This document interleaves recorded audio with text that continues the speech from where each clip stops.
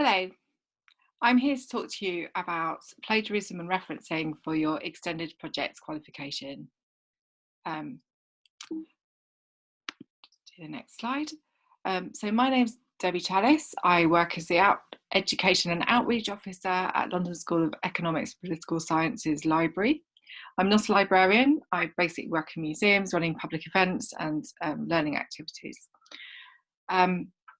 I'm going to what I'm doing today is I'm going to talk to you about plagiarism referencing. It's usually a session we run in the library as part of information literacy, which is basically thinking about how we look at and provide information to people.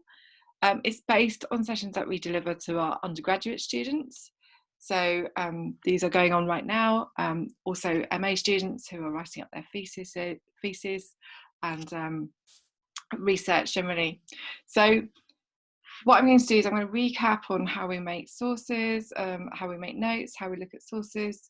Then I'm going to go through a few examples of plagiarism, cover what plagiarism is, and then go through a few more examples in more detail. I want to talk about citing and referencing and the Harvard method, which is the method you need to use for EPQ. And then we're going to look at a few ways that you can find citations that makes it easier to actually sort of keep your referencing system sort of together, or if you have to do the mad dash at the end, where you can find the proper way of citing sources. So just to recap before we go into plagiarism and referencing. So this is the search process circle. So you basically start with identifying your scope and keywords. You structure your search. That means you think about, what keywords you're going to use, how do they relate to each other, and then you choose your information sources. So, obviously at the moment you're probably mainly going to be doing it online. But even when you're just doing it online, it's important to use good search engines like Google Scholar rather than just Google, or going into academic library databases just to see what's out there. So you choose those information sources, and then you basically put the keywords in, you perform your search. So say you're using something like JSTOR or an academic library, you then would record what comes up so you can review your results. At this stage, I would say it's pretty important actually to sort of copy and paste some of those sources so you can kind of start keeping your reference list. And so that's really keeping track of any materials, that you've read right at the beginning. So thinking about, where you record your materials. Do you use a notebook? Do you use an iPad or a tablet, and you have just an online document that you keep updating?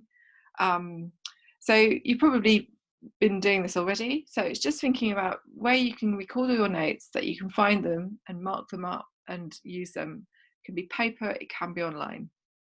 I would say though, it's pretty useful to start recording on a Word document and basically your references, because then you can then cut and paste them into your bibliography, even if you prefer to write notes with pen and paper. So the main thing is either you should have started doing this for your EPQ already, or you'll be doing this over the summer. So when you are looking at your sources, make sure that you keep track of what you find right from the beginning. It's much easier to think about where you can record your notes, rather than having to go back to them.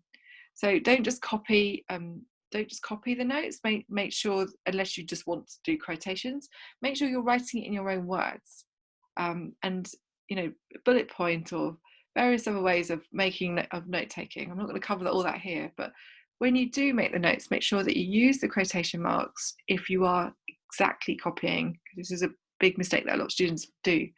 And then also make sure that you write the page numbers. If you put the book title, author, whatever, that's great, but make sure you put the page numbers if you're doing a direct copy or quote or paraphrasing from them. Don't leave it to the last minute. Do it while you're doing the notes. And believe me, I spent days in the British Library checking page numbers, because I had written everything else down, but then I had to call all the books up to check the actual page numbers because I hadn't written them, because I was so busy scribbling notes or typing up notes I forgot to put the page numbers. And genuinely, hand on heart, I can say I really wish I'd done that at the beginning, actually recorded the page numbers. So you can have a system, so work out your system for storing the references. There are reference management tools. You may have access to those at school, like EndNotes. So you can ask your teacher if there are those systems available, but you don't actually need one. So you can have a Word document with all the references formatted. So what you could be doing is just either writing it up or cutting and pasting, as I'll show you at the end, from like library catalogues where they tell you how to do a citation. And sometimes journal articles do too. So you could just cut and paste them directly into what is a bibliography. And if you do it paragraph, like with paragraph between, you can then do an A to Z. And so as long as you're putting the right information, you can then find it much easier, much more easily to put it in the right format at the end. So lots of people have different ways of doing it. So you can do a spreadsheet, Word document, that kind of thing. Just make sure it works for you, and just make sure that while you're researching your topics, that's kind of what you're doing. It's part of the whole thing. So plagiarism. What do you know about plagiarism? Well, before I explain what it is, I'm just going to give you a few examples to see if you kind of get what plagiarism is, just to kind of warm you up. So is it plagiarism if you copy a paragraph from a text and put it in your essay without putting it in quotation marks and formatting the source? Well, this is probably the best known form of plagiarism. So if you copy the exact words, you absolutely need to put them in quotation marks and provide a reference. And then put the source in your bibliography so people can look it up. Is it plagiarism if you incorporate a text from another source, change a couple of the words and provide a citation or reference?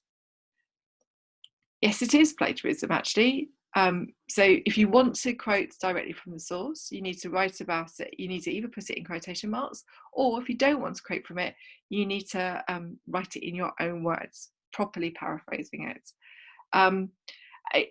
Even if you use too many words from the original source, it is plagiarism, even if you provide a reference. It's not quite as bad as the first one, but it's still counted as plagiarism. So is it plagiarism if you copy a diagram or data table from a website, providing a reference to the source underneath? This isn't plagiarism. You can include tables, diagrams, or images from another source as long as you provide a reference. Okay? So you can do that, you just got to provide a reference. I've got a better, clearer example in a few minutes. So let's just think about what plagiarism actually is. So it is cutting and pasting from other documents without a reference. So we've covered that already. It's quoting without quotation marks or references, same thing really. Paraphrasing without referencing, summarising without referencing, using an image source or diagram without referencing. Importantly, taking another student's ideas and passing them off as your own. This is more important at university. So if you're in seminars or you're doing group work, you need to reference the other students' ideas, particularly if they've blogged them or something like that. And of course, your EPQ is an individual assessment, so collaborating on what needs to be individual work. So, you're doing your own topic, but you don't get somebody else to come and write your EPQ for you. And forgetting to cite is still plagiarism, because basically your assessor, your examiner, won't know that you've just forgotten to put the reference in. They will just assume you've plagiarised. And especially if the text changes, so you're writing in your own kind of style, everybody has a different style of writing. You're writing in your own style and it suddenly changes to a kind of more academic or different kind of style of writing. They can often see that shift in the text, and you may have just forgotten to put the source in that you're kind of paraphrasing or quoting from. That's still plagiarism because they don't know that you've just forgotten. So you've just got to make sure that you really do put those citations in. So I'm going to give you 4 examples and I want you to have a think. I'll leave a small gap between each one. And I want you to have a think about whether they're plagiarism or not. So this is plagiarism. So you've got the original source at the top, you've got the quotes from an academic article, and then you've got the student's work below it. Okay, so have a quick read through, read the student's work first perhaps, and then look at the source and work out whether that's plagiarism or not.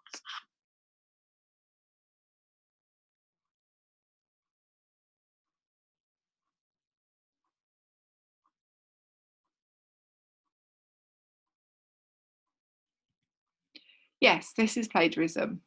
So the student has paraphrased the text, but they should have included a reference because they took the idea from another source. At the moment, it looks like the student's writing it in their own voice, even though the paraphrasing is quite close to the original text of the source. So it's important to either completely reword it and using your own voice or style of writing, or to include a quote if the language used is important, and then obviously do the reference, the citation. So this is the next example. This is the original source at the top with the full citation, and then the student's own work below it. So have a little look at that, or either pause the video or have a think.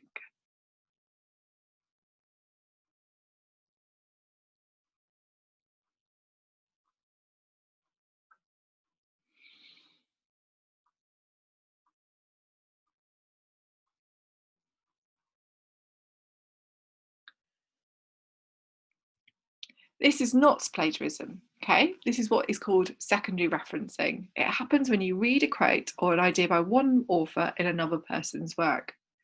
So you can only reference the sources you've actually read. So don't reference Blau, which is being cited in a different work, okay?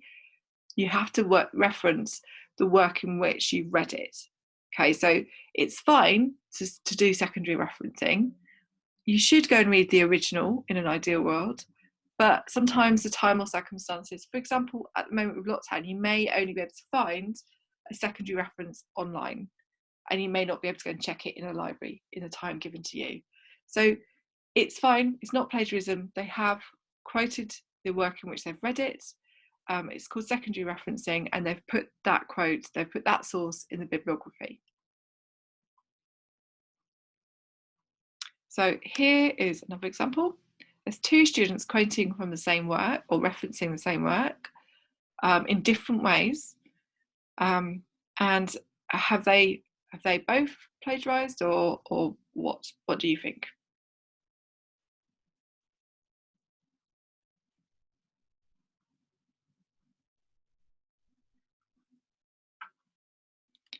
Okay, this isn't strictly speaking plagiarism. Okay, both of the students have made it clear that the quotes, where they've got their quotes from, the author, and they've actually given the date of the text. However, they've both used quotes and they haven't given a page number. So if you're paraphrasing or summarizing a paragraph as a specific part of the source, you should put the page numbers as well. If you're just referring to something as a whole, like you're just referring to the whole article and not doing a quotation, then you can just, you can basically just not have a page number. But as you can see, the page numbers have now been added in. And what we would say is this is poor practice. It's incomplete referencing. So the last example is this plagiarism. It's a student has taken a data chart and they've put the reference for it.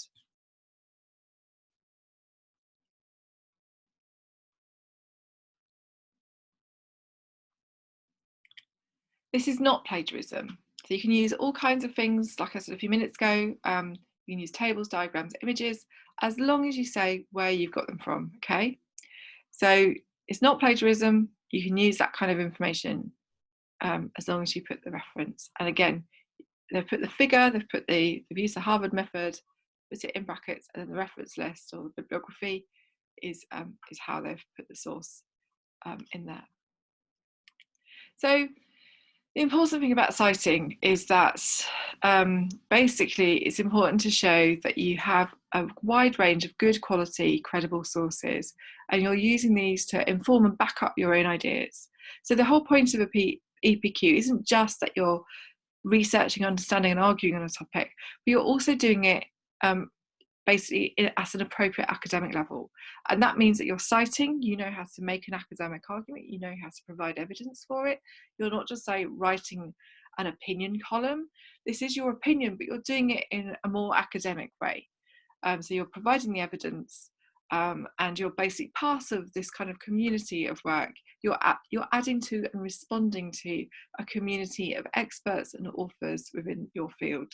Okay, so that's essentially what you're doing. It means that you're kind of part of this sort of this community, you're part of this process. And when you think about if you want to apply to university or you want to apply for jobs, this is the kind of evidence you can use your EPQ for, beyond just using it as an extended project qualification to get points, or along with your A levels. This is the kind of thing you can kind of use it to sort of say that I know how to do this. Okay, so you need to cite when you refer to someone else's work, whether that's using their ideas or theories, whether that's a quote of exact words, as well as facts and figures. Okay, so there is a forming question. So we've got all of these things. You can apply these, you cite when you're using facts, figures, ideas, theories. And you can cite from books, journals, internet videos, lecture notes. You know, if you interview somebody, you can cite from that. You just need to record the details of your interview, things like the person you interviewed, what you're interviewing them about, the date you interviewed them on. There is an exception, which is common knowledge. I usually say an example of common knowledge is the earth is round, and of course somebody in the class usually says, oh, but there are people who believe it's flat. And I'm like, well, the vast majority of people think it is round. So thinking about common knowledge is a difficult one, because, you know, there's things like you could say climate change is common knowledge, but of course that's been politicized. So is it common knowledge? So basically you need to ask 3 questions about common knowledge. If you think, do I need to cite that really? And the 3 questions are, who is my reader and would they know this? Could my reader dispute this statement? Can my reader easily verify the statement across multiple sources? So you're just thinking about, would most people think, no, that was the truth? No. Would most people know our Queen is Queen Elizabeth II? That kind of thing. You can even ask people if they know something, you know, ask your parents, ask your friends. So if you've got any doubt, then it's important to cite the information. So essentially, citing is, sometimes it's called references, citing. There are subtle differences. I'm sort of using them interchangeably here. But it basically means noting in the text when you use words or ideas that you've read elsewhere, and then having a reference to the source that you've noted in the text in the bibliography at the back. Okay, so there's different methods of doing this. Sometimes people use footnotes or endnotes. The way that the EPQ prefer is the Harvard method, which is known as in-text or author date. I'll come to that in a minute. But essentially what you need to do is when you say I've read something, I'm talking about postmodernism and I'm going to put a reference to Derrida. So I would open my brackets, I would put the reference Derrida 1978, close brackets. That's kind of basic thing. Use it in academic writing to show that you've read and to enable others to trace your sources. Now, it's important to put the date in because you may use lots of works, say by Derrida. You may have 5, books by Derrida that you've read, and they're all written in different years. And you want your audience to know which one you're referring to at a specific point. Okay, so it just makes it much more efficient. And basically, if you put the citations in, you put the references, and you do the proper source work, then basically you don't need to worry about plagiarism. Plagiarism actually shouldn't concern you at all, as long as you're doing the proper referencing. Okay, so EPQ asks for the Harvard system, which is, as I said, known as author date or in-text method. And so essentially, this means that, as I said, you open your brackets, you put author name, surname, I should say, and then comma, and then the date, and then a page number if you're quoting from a specific part of the source. Sometimes there's different style variations of, where you put commas, how you italicizing the titles, that kind of thing. Just take one and stick to it. Okay, I'm going to give you some examples now of basically the style guides that we use at LSE for Harvard referencing. So citing a book, how do you do it? Okay, so you need to think about the pieces of information. So this is the information when you're recording your sources, when you're writing up your notes. Make sure this is the information you take. Either put it on the page of your note taking or put it in the Word docs that you're keeping for your bibliography. So essentially, in the text, when you come to doing it in the text, you open your brackets, put the surname, comma, date, and then a page number if it's referring to an exact page, close brackets. You usually put it at the end of the text, so you then probably have a full stop.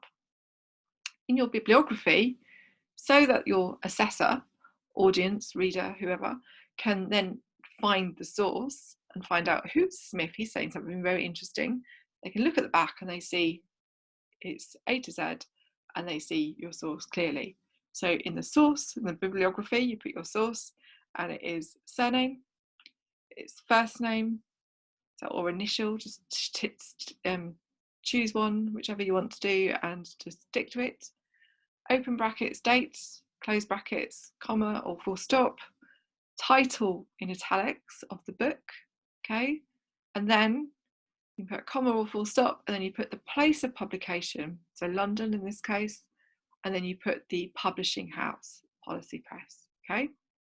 So that's fairly straightforward. For a journal article, it's very similar actually. You just have a bit more information that you need to put in the text.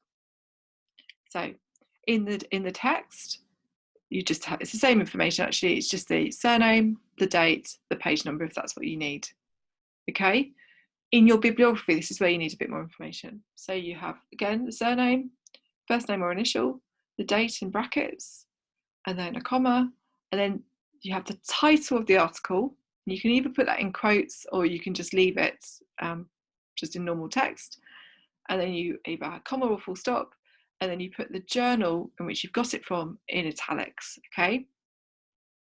And then after that, you have a comma and you put the volume. So journals have different information. They often have volume numbers and part numbers. And you'll often find this already cited for you at the top of journal article. You basically put the volume number, and if there's a part number, you put the part number in brackets next to it, okay? And then you put another comma and you just put the page numbers, okay? The page numbers of the article. Say you were quoting from a magazine, like something like Vogue, you're writing on fashion. Again, if you do exactly the same way, you probably put the month rather than volume and part number. You'd put the month and the year again. And then you'd put the page numbers of the article. So you're not doing the whole thing, it's just that the page numbers of the article. So it's a little bit more information that you need in the bibliography. Okay, obviously you're probably going to be citing online quite a bit. If it's an online article, generally it will give you the citation in the article, as I'll show you an example. But if it isn't, if it's just a website, this is how you would cite from a website. Okay, so in the text you just put the name of the person who's written the website, or the title of the website's sort of parts, if you like. Often online you don't get authors. You often just get a title of a website. So like, for example, the LSE library page doesn't have an author. Different people write it, but we all write it under the auspices of LSE or LSE library. Okay, so you would just put, say, LSE library, and then you would put the date in which you think it was, you either looked at it if there isn't a date, or the date that it was put up. So a lot of websites will put a date when the website page was created, for example. Blogs in particular do that. Okay, so that's what you would put in the text. So you would actually put all of that in brackets. I've made a small error there. So all of that in brackets with a comma between the title and then the date. In the bibliography, again, you would put the author if you have it. As I said, you often don't. You'd put the same sort of advocacy group, so the title of the piece from the website. If it comes from a wider website, for example, you were looking at My Learning page on the LSE Library website, you would put in LSE Library webpage with the link, okay? So this is what they put in Wikipedia with the link. And then you would put afterwards accessed and the exact date, not just the year, not just the month, the day, month and day and year, okay? Now this is important because websites change, they get updated, particularly if you're looking at things like blogs or say newspaper articles that are online. They'll often have addendums to them that information can be coming in all the time and they actually then change. So you need to put the date you've accessed it. And sometimes also websites are taken down. So your assessor may think, oh, that's interesting, I'll check that link. And actually it's no longer there. And you need to prove that it was there and the date you looked at it. Like when Twitter's statements get taken down, people take screenshots of them sometimes to prove that something was said on Twitter, because you can never entirely erase something from the internet. So that's kind of why you need to put the access date. It's really, really important to put an access date. You often will find that there's not a date for when something's put up as well. So you do need to have an access date to give yourself kind of reference. Okay, so this is a bit of a cheat sheet, which I'm sure you won't need because obviously you'll be doing all your referencing as you're doing your sources, and you'll be keeping all the note taking, all that kind of thing. But if you didn't and you're doing a bit of a panic, or even if you're starting your searches, you could use academic catalogues like this one. This is our catalogue from LSE. I'll just bring it up on the screen. Okay, it should come on in a little window, and you can see that you would put the thing in the box. You can put over here, you can put LSE library collections, articles, etc. Okay, so you can search in that box, and it would bring what we've got in our collections up. So when you search in our library, the entry, when you get the entry, it gives you an option for a citation. So there's a little kind of quotation marks and then citation.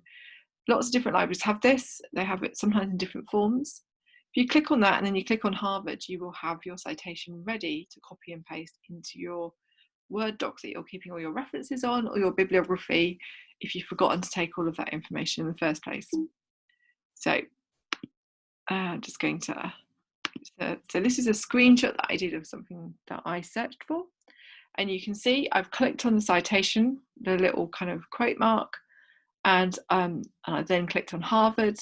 So these are all the different referencing systems that we use. Different departments use different systems at LSE. Harvard is used mainly by history departments, that kind of thing. It's possibly the easiest system to use as well. So this is the Harvard method, and they've given you the citation for your bibliography. Of course, that's not the in-text citation, but that's for your bibliography, and they've made it so easy. You can just copy the citation to clipboard, so you do click on that, and then you put it in your Word document, all ready to go. Of course, it doesn't have the page numbers on if you for citing in your in-text, so that you would have to check out yourself. So you can do, if you go on to journal articles, a lot of articles these days in journals, well, so this is an article that I wrote, this is a journal article, and basically a lot of the times you'll get an abstract, and then you can download the paper if you want to read it, and you get this. So it may not be strictly speaking online, it's just an online holding place, and then you can download an article. But the reason I'm showing you this isn't just to give myself more hits, it's also because it gives you the how to cite. So if you're using JSTOR or Google Scholar and you're downloading journal articles, it's often really easy to just copy and paste that, and then you put that into your Word document that you're collecting of sources, and it's good to go, basically. So, and then obviously this is all the copyright information, that's what you would have. Okay. I'll get rid of that. And then this is another example, which is probably a little bit helpful, I hope. Let me just get back onto here. So this one is this is an online source. So it's an online book. It's published by LSE Press. It's about democracy, state of democracy at the moment. And the thing is, it does a slightly different way of citing, because a lot of it is so up to minute and current.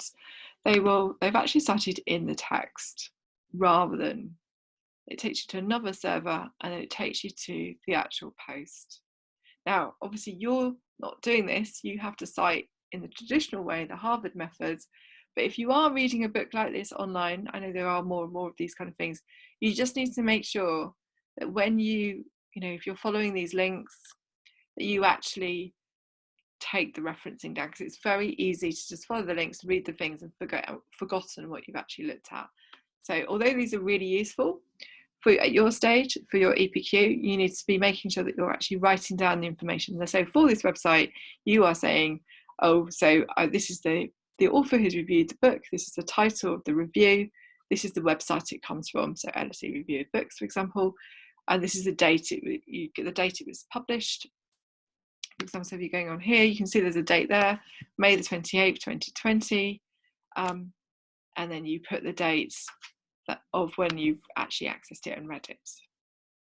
So, just to give you some more information on how you reference looking at online journal articles, because I imagine that's what you'll be doing quite a lot of this summer. I would normally ask for any questions, but obviously I can't do that. But do ask your teacher if there's any questions. I'll be sending them a copy of this PowerPoint, or they can download this as well.